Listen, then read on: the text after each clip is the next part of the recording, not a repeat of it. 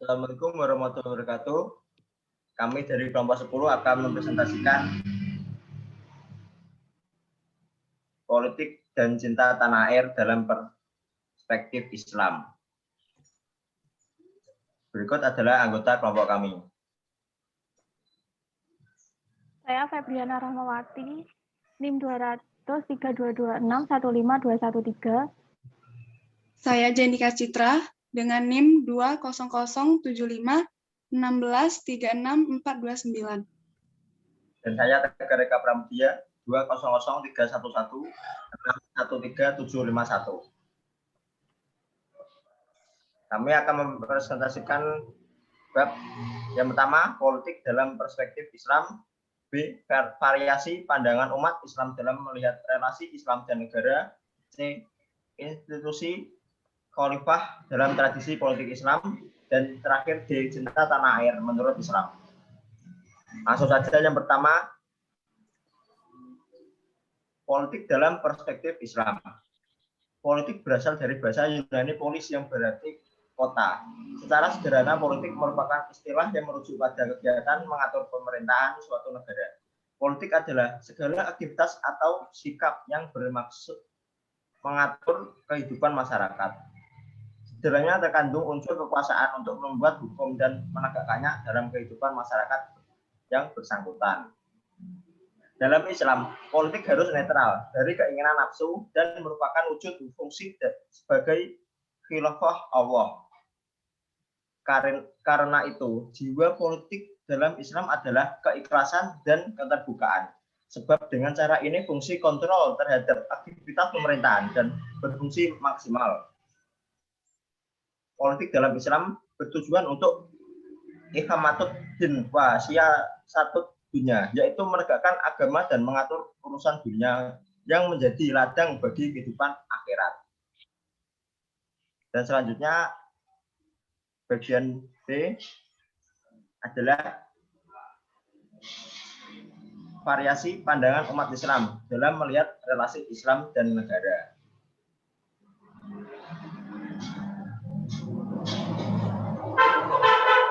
Pertama, tipologi relasi agama dan negara. A. Tipologi teodemokrasi adalah menganggap bahwa agama sekaligus negara. Keduanya merupakan entitas yang menyatu. Kelompok ini disebut juga kelompok Islam politik, al-Islam Asyasi, karena menganggap politik sebagai bagian integral dari Islam. Mereka memandang Islam sebagai suatu agama yang serba lengkap, termasuk ketatanegaraan atau politik. B. Tipologi sekuler. Tipologi sekuler adalah berpendapat bahwa agama bukanlah negara. Negara adalah urusan dunia yang pertimbangannya menggunakan akal dan kemaslahatan kemanusiaan yang bersifat duniawi saja. Agama adalah urusan pribadi dan keluarga. Agama tidak harus diatur negara dan begitu sebaliknya. Yang terakhir, C. Tipologi modern. Berpendirian bahwa Islam tidak mengatur sistem ketatanegaraan, tetapi terdapat seperangkat tata nilai etika bagi kehidupan bernegara. Menurut kelompok ini, tidak satu nas pun dalam Al-Quran yang memerintahkan didirikannya sebuah negara Islam. Mereka menolak klaim ekstrim bahwa agama telah mengatur semua urusan, termasuk politik, dan menolak klaim ekstrim bahwa Islam tidak ada kaitannya dengan negara atau politik. Dan selanjutnya 2. Negara Kesatuan Republik Indonesia.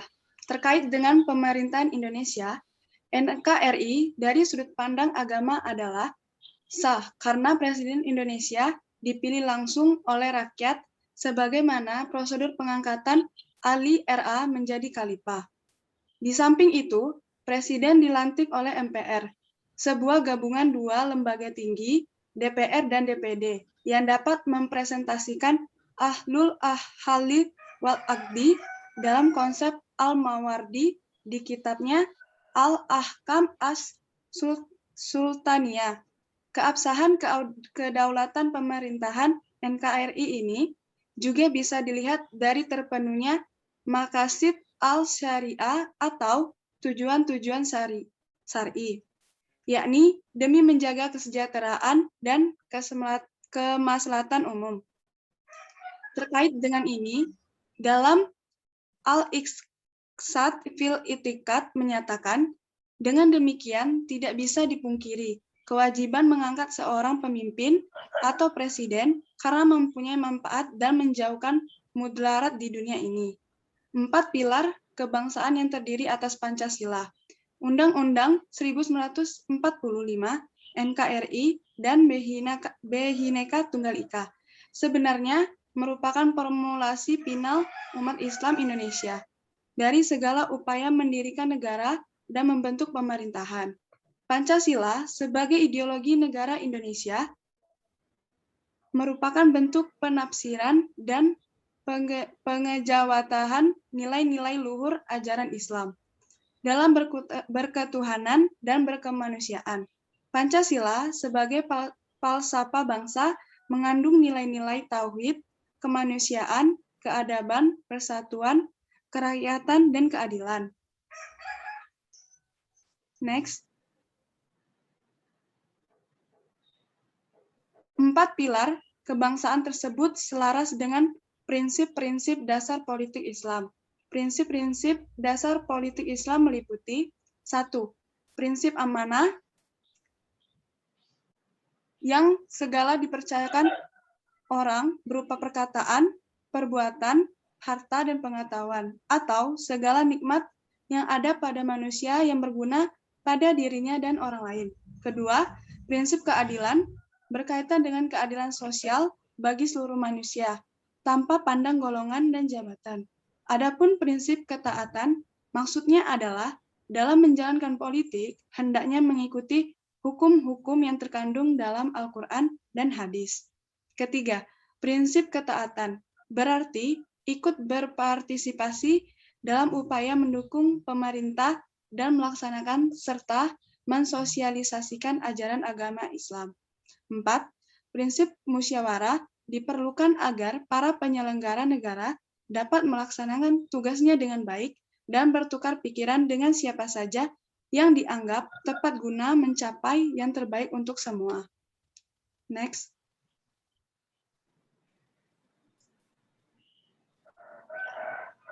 C. Institusi khilafah dalam tradisi politik Islam.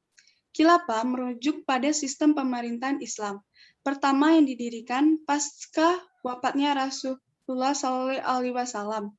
Pemimpin dalam sistem ini disebut khalifah. Nabi Muhammad SAW tidak meninggalkan wasiat tentang siapa yang akan menggantikan beliau sebagai pemimpin politik umat Islam setelah beliau wafat. Kemudian, kaum Muhajirin dan Ansar bermusyawarah hingga akhirnya terpilihlah Abu Bakar As-Siddiq sebagai pengganti Rasulullah. Dari segi proses, pemilihan Abu Bakar sebagai khalifah berdasarkan sistem bayat atau sistem demokrasi dengan berdasar pada al-amru syura bainahum. Penyelenggara pemerintahan pada masa Abu Bakar bersifat sentral, kekuasaan legislatif, eksekutif, dan yudikatif terpusat di tangan khalifah. Selanjutnya, Khalifah Umar bin Khattab dipilih oleh sejumlah sahabat atau inisiatif Abu Bakar.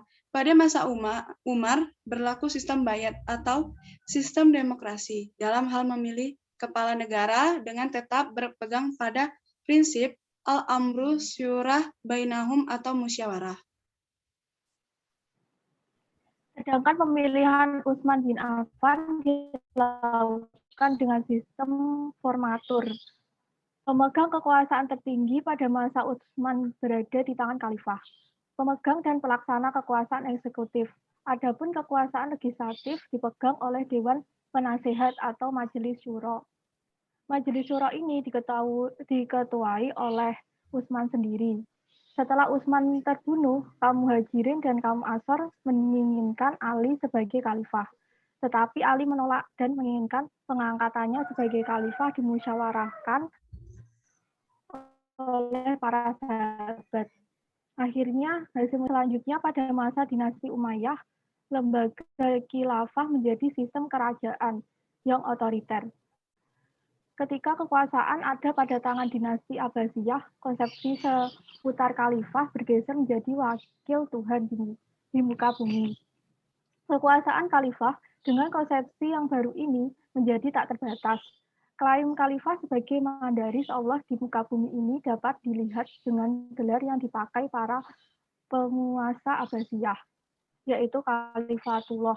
Selanjutnya muncullah gerakan anti-khalifah Abbasiyah dengan mendirikan kekuasaan di tingkat daerah.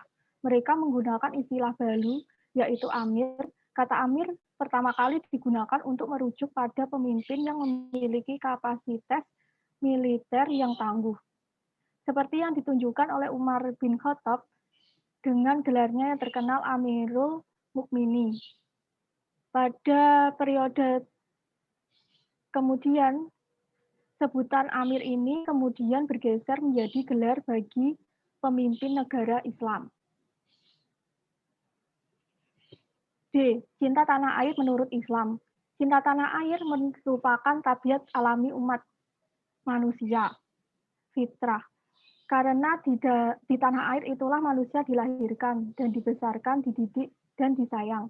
Perasaan rindu terhadap tanah air menunjukkan adanya cinta dan hubungan batin antara manusia dengan tanah tumpah darahnya. Cinta tanah air merupakan sunnah Rasulullah. Yang layak diikuti adalah ketika Rasulullah berhijrah ke Madinah. Sesampainya di Madinah, beliau sholat menghadap ke Baitullah Maqdis. Tetapi setelah 16 bulan beliau rindu kepada Mekah dan Ka'bah. Beliau sering melihat ke langit berdoa dan menunggu-nunggu turunnya wahyu yang memerintahkan beliau menghadap ke Baitullah hingga akhirnya terkabul. Cinta tanah air tidak hanya dilakukan oleh Rasulullah, tapi juga dilakukan oleh Nabi Ibrahim alaihissalam. Islam mengajarkan umatnya untuk mengikuti jejak atau milah Nabi Ibrahim. Nabi Ibrahim berdoa untuk tanah airnya menjadi negeri yang amat sentosa, penduduknya dikaruniai rizki, dan penduduknya iman kepada Allah dan hari akhir. Doa ini menunjukkan cinta Nabi Ibrahim terhadap tanah air dan penduduk setanah air. Kecintaan pada tanah air juga ditunjukkan oleh para ulama yang menjadi mujahid dalam mengusir penjajah. Perhatian Islam terhadap bela negara tampak pula pada ayat yang menggandengkan pembelaan agama dan pembelaan negara. Ajaran untuk cinta tanah air sesuai dengan isi pesan dalam 4 pilar kebangsaan, yaitu Pancasila, UUD 1945, NKRI, dan Bhinneka Tunggal Ika. Negara Indonesia adalah negara kesatuan kepulauan Nusantara yang ingin diwujudkan adalah kesatuan politik, ekonomi, sosial budaya, dan pertahanan keamanan. 4 pilar kesatuan inilah yang disebut dengan wawasan Nusantara, yang kemudian dijadikan tujuan pembangunan bangsa. Pancasila berfungsi sebagai pilar utama dan bahkan sebagai dasar yang menjadi sandaran bagi 3 pilar yang lain. 4 pilar ini perlu ditanamkan kembali terkait dengan perkembangan zaman di mana nilai-nilai yang menjadi dasar sikap dan menjadi karakter bangsa ini perlahan mulai memudar. Islam mengajarkan umatnya untuk mencintai tanah air. Ajaran ini merupakan salah satu wujud penerapan 4 pilar kebangsaan. Sikap cinta tanah air perlu dipupuk dan ditanamkan dalam hati dengan harapan tanah air Indonesia akan terus menjadi negeri yang aman dan damai.